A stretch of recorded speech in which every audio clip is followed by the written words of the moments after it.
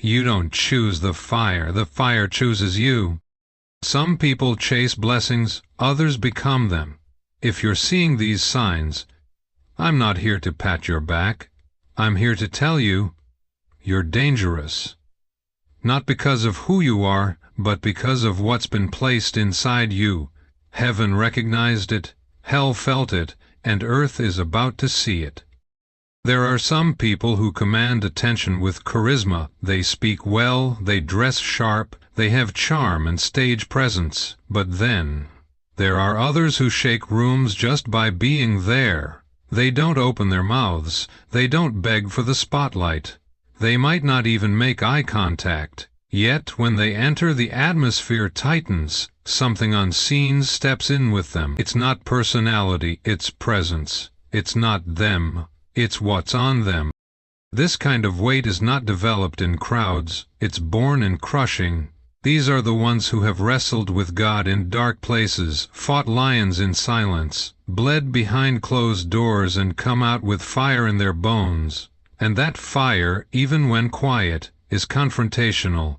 It burns up the casual, it disturbs the lukewarm, it threatens the religious, it convicts the comfortable.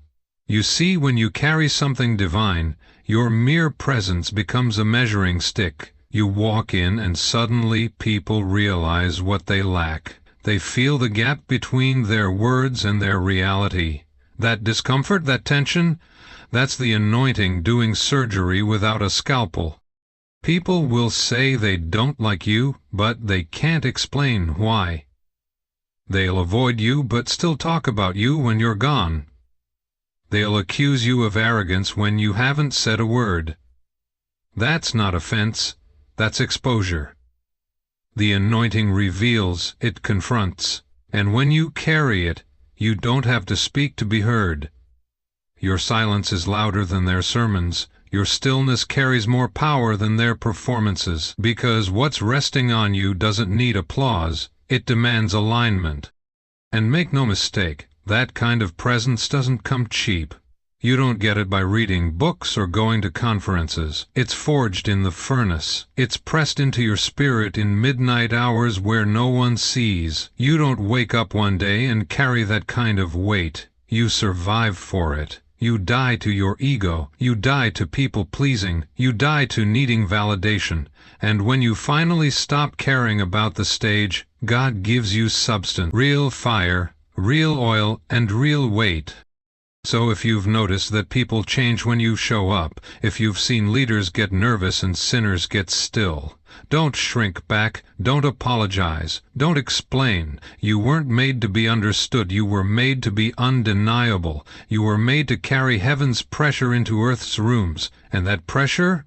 It doesn't need a mic, it doesn't need a crowd, it just needs you, fully surrendered, dangerously anointed, walking boldly like you know all of hell has already been notified. You just walked in.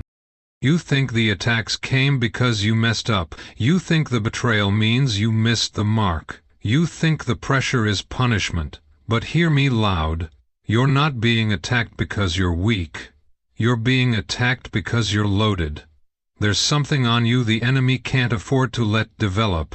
You're dangerous, and the warfare you're experiencing is evidence of that. It's not random, it's targeted. Hell doesn't waste resources. If you were empty, you wouldn't be hit, but because you're carrying something that can shift atmospheres, break chains, and ignite others, the enemy has placed you on the watch list.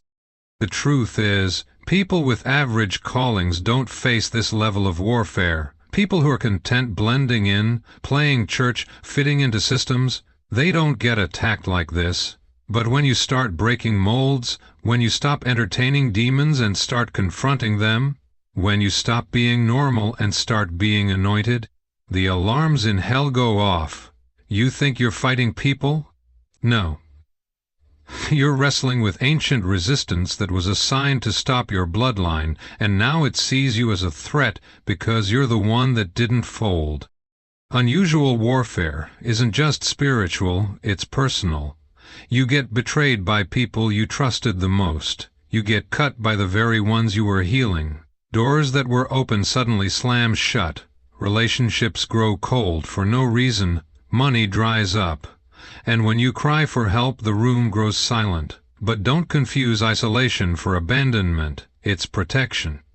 Sometimes God hides you while the attack rages, not to leave you, but to make sure nothing contaminates the oil He's producing inside of you. This isn't punishment, it's refinement. And you're not crazy. That sudden anxiety, that midnight torment, that unexplainable heaviness, it's not all in your head. It's not random depression. It's not burnout. It's a counterattack. It's the enemy trying to hit you in the womb of your purpose, because he knows what's growing in you is a threat to territory. It's easier for him to get you to quit before you give birth to it. But every hit you take, every tear you shed, every hour you press through it, you're becoming more dangerous. The more he hits you, the stronger your swing gets. You see, this kind of warfare is a backhanded compliment. It means your name is known in the spirit. It means your prayers are effective.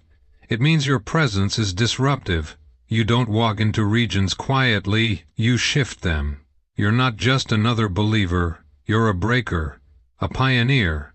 And the weight of that assignment will attract attacks you don't even have language for. But if hell is showing up early, it's because heaven has already released something on your life, and the enemy is trying to block what he can't stop. So, don't back down, don't water it down, don't explain your warfare to people who don't carry your oil. Some people will never understand the level of resistance you face because they don't carry the kind of destiny you do. Don't expect sympathy when you were called to be a weapon. You weren't built to be pitied, you were built to be planted, and sometimes planted looks like buried. But seeds don't die in the dirt, they wake up. And this warfare? It's the signal your roots are growing deeper, and your fruit is about to explode. Let the enemy come, let the resistance rise, because every wave that crashes against you only proves one thing. You're carrying something that can't be contained, and when you rise, because you will, you won't just survive the attack, you'll be the one leading others out of theirs. So wipe your face, square your shoulders. You're not under attack because you're failing. You're under attack because you're feared. You were never the most qualified. You weren't the loudest, the flashiest, or the one with the best connections. You didn't have the pedigree, the perfect plan, or the polished platform. Yet, doors opened, rooms made space, people listened, power moved, not because of you, but because of what was on you. You've been walking in results that defy explanation, and let me tell you straight, that's the mark of divine favor. When God anoints you, He breaks the rules for you. You see, there's a difference between favor and opportunity. Opportunity is based on who you know. Favor is based on who knows you in heaven. When you're dangerously anointed, your life starts producing results that don't match your income, your connections, or your timeline. You'll start seeing harvests from seeds you don't even remember planting. You'll walk into things others had to crawl toward. What takes others 10 years happens for you in 1, not because you're better, but because you're assigned. And that's the part that confuses people. They look at you and they can't figure it out. How are they doing that? They whisper. They don't have the backing, they don't have the training. But what they don't realize is this: when God marks you, you become a walking contradiction. You defy expectations, you break molds, and every time they try to count you out, heaven counts you back in, with interest. Some people are blessed with resources, others are blessed with results. When you're dangerously anointed, your results are supernatural. You show up to battles underdressed and still leave with the victory. You say less and shake more. Your oil carries you where hustle can't. You're not grinding, you're flowing. Because the truth is, you're not operating out of ability, you're operating out of assignment. And assignment carries grace that can't be taught, copied, or explained. That's why things work for you that shouldn't. That's why doors that were locked for years swing open when you knock once. That's why you get yeses in places where others only get silence. Because you're not just a person.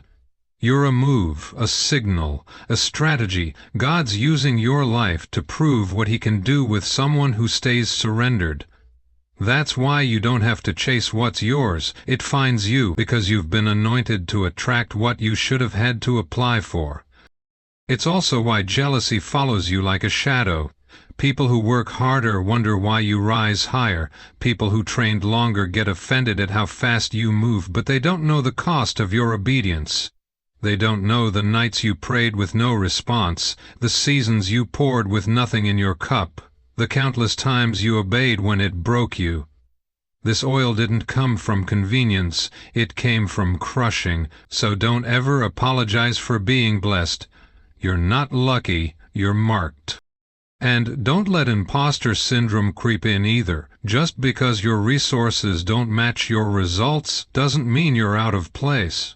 In fact, it's confirmation you're right where you're supposed to be. God will always position you where your faith has to carry you further than your resume. He'll set you up so the only explanation is Him, so that when people look at your life they say, "That had to be God." When the anointing is real, people will try to find the strings behind the curtain, but there is no curtain. There's just you and raw, relentless obedience. You show up empty and God fills you in motion. You walk in without knowing how and God does the rest. That's power. That's flow. That's what it looks like to live in the rhythm of grace, where the supernatural becomes your new normal. So if your life has been producing fruit that your bank account can't explain, if influence has been finding you without you seeking it, if doors have been opening without you knocking, don't get suspicious. Get confident. You're carrying something that's not from man. And that anointing? It's not seasonal. It's relational. You didn't earn it, but you honored it. And because of that, your results will always exceed your resources. You speak and the desperate lean in, but the religious fold their arms. You move and the hungry chase you down, but the comfortable whisper behind your back. You cry out with fire in your belly and they call you emotional, unstable, too intense. But what they call too much is exactly what someone else's deliverance is waiting for.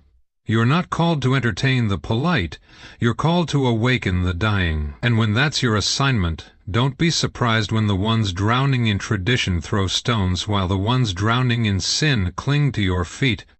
You were never sent to be cute, you weren't sent to be churchy, you weren't sent to make lukewarm hearts feel good. You were sent to tear through layers of religious apathy with fire in your voice and a sword in your mouth. And when you do that, you will offend people who are more loyal to their systems than to God's Spirit. They'll quote rules at you. They'll say you're not polished enough, trained enough, quiet enough, but they don't realize you're not here to fit in. You're here to interrupt. The religious spirit thrives in predictability. It loves order, control, and rehearsed routine. But the anointing you carry, it breaks that. It doesn't follow bulletins or wait for permission. It erupts. It disrupts. It makes the nice uncomfortable and the polished uneasy. That's why you are never celebrated by the religious. They don't know what to do with someone who didn't come through their system but still carries more authority than their platform. You're not part of their clique, but heaven keeps backing you anyway. You see, religion always crucifies what it can't control. And if they can't label you, they'll try to isolate you. If they can't explain you, they'll try to silence you. If they can't stop you, they'll try to slander you. But none of that matters when you understand this truth. You weren't sent for the safe, you were sent for the sick. And the sick don't need your manners, they need your oil. They need your fire. They need someone who's been through the flames and came back with healing in their hands. You preach and the bound start crying. You walk in and the addicted feel hope. You open your mouth and the atmosphere shifts, not because you're perfect, but because you're real. And real breaks through pretense. Real pierces through pride. Real draws the desperate. They don't care if you have a title. They don't care if you have a degree. They care that when you speak, something in them starts to breathe again. And that's what the anointing does. It resurrects dead places in people, without your permission. Religious people are afraid of what they can't predict. That's why they keep trying to tame you, trying to tone you down. You don't need to shout like that. You don't need to pray like that. That's not how we do things here. But what they call unnecessary is exactly what the desperate are dying for. They're not looking for etiquette. They're looking for encounter. They don't need a safe message. They need a dangerous one, one that can break chains, not just polish their behavior. And that's why the lost run to you, because they recognize the sound of someone who's been there, someone who knows what it's like to be covered in shame and still chosen, someone who knows what it's like to be rejected by man and still anointed by God. The desperate don't need perfection, they need power, and you carry it even when your voice shakes, even when your hands tremble, even when you're still bleeding from the last battle. They don't care, they just know that when you open your mouth the demons leave.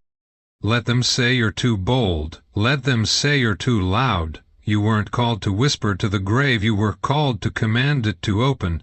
You weren't made for boardroom religion, you were made for battlefield ministry. You were made to stand in front of hell's gates and say, "Not this one, not on my watch."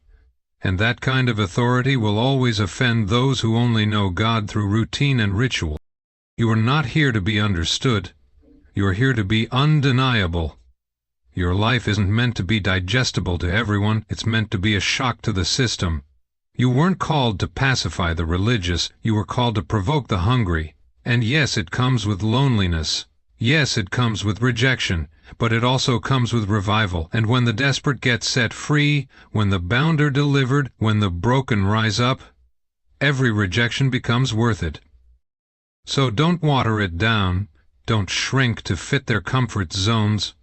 Don't exchange your fire for their approval, because what makes you too much to the religious is exactly what makes you just right for those who are barely holding on. They don't need another performance. They need power. And that's exactly what you carry.